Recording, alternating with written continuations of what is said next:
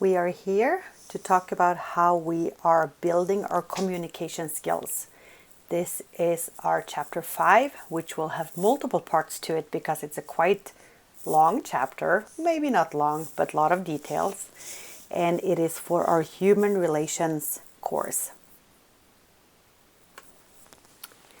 The first topic that we're going to talk about is the different types of communication that you can see in your company or in your organization.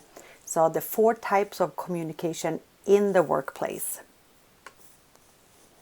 And so they are fairly simple, and I don't think this type of communication in an organization should cause you too much trouble understanding.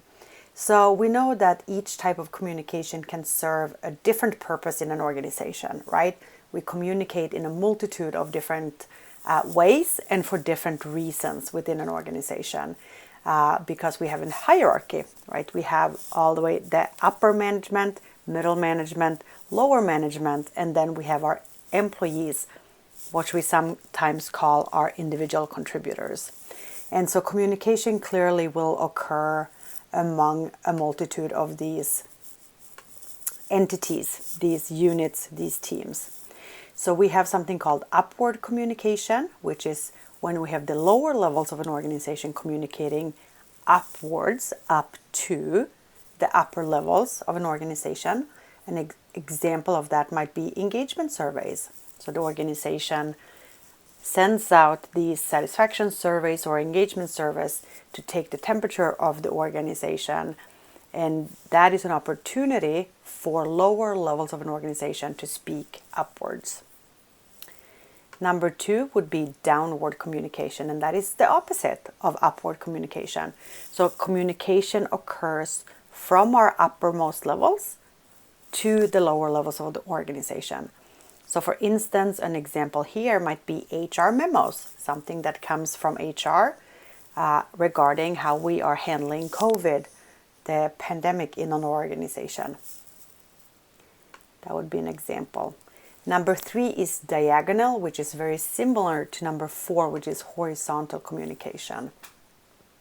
So diagonal communication is interdepartmental, and that occurs at various levels of the organization. So when departments speak to each other, so for instance, if the accounting department asks the marketing department about a charge for social media marketing campaign, that would be an example. And similarly, horizontal communication, when people at the same level in the organization communicate. So for instance, 2 VPs from different regions, one from the west, one from the east, talk to each other. We would call that horizontal. So this slide shows a picture of upward communication. So it shows 3 levels where we have, for instance, in the middle column here, we have the cashier. That would be our individual level employee, and that person speaks upwards to his or her or their finance manager. That's the 2nd level. And this person speaks upwards to the branch manager, which is the 3rd level. So the communication goes up through the organization.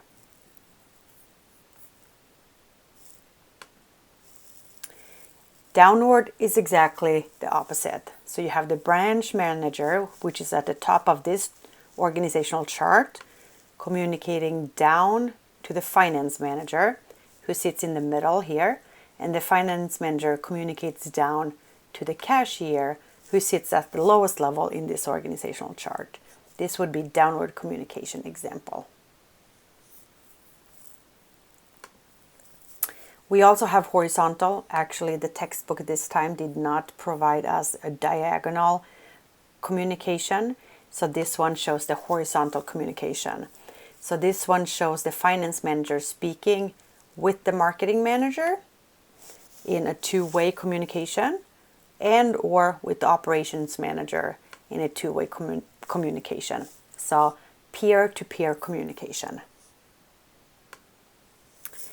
We also have in these verbal and written communication strategies a consideration as far as how do we get communication across?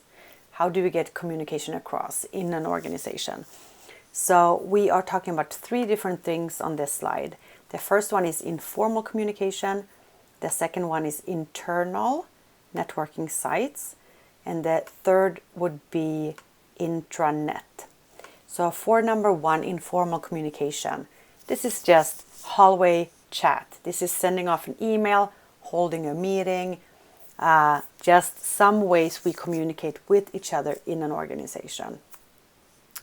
The second, internal networking sites, is about using social media, which allows our employees to connect to each other, to share information on the tasks and their projects, but it also allows them to connect with each other based on their interests.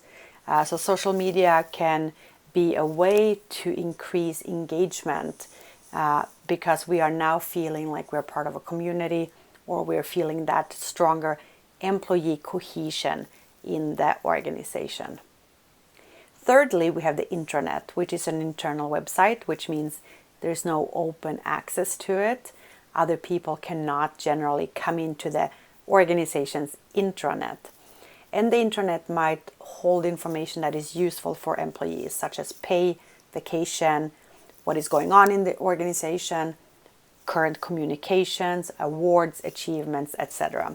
Anything that the organization wants to share with its employees. So in summary, there are 4 types of communication at work: downward, upward, horizontal, and diagonal. All types of communication can happen at once. It can happen between large or small groups, or between or among individuals. And companies that use good communication tend to have less turnover and less absenteeism. Because think about it, organization is really everywhere. And if there is too much miscommunication or a lack of communication, or even too much communication, that might cause us to feel that it's not a good environment, which will cause us to be absent and leave the organization. So with that, we're going to wrap part 1 of communication. I'll see you next time. Bye.